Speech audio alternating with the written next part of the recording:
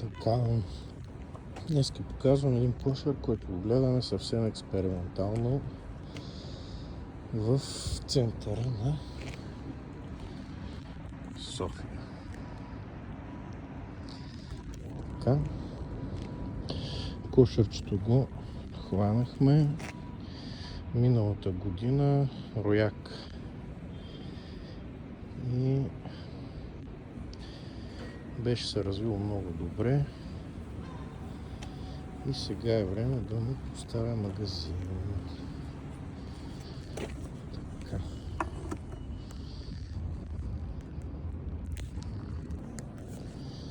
Сега ще махна възглавницата.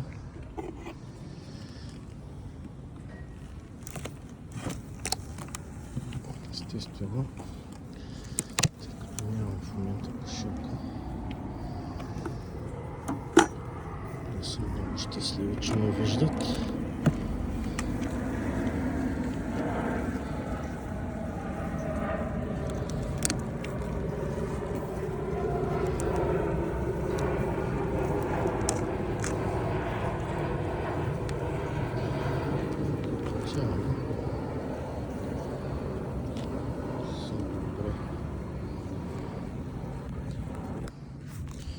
Бях им поставил протеинова храна, малко са яли, беше заземен с достатъчно мед, така че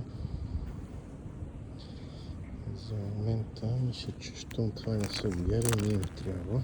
Махам го. Слагам възглавницата.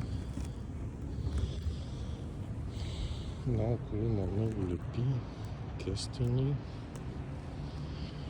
Тук до Народния театър всичко е кестени, липа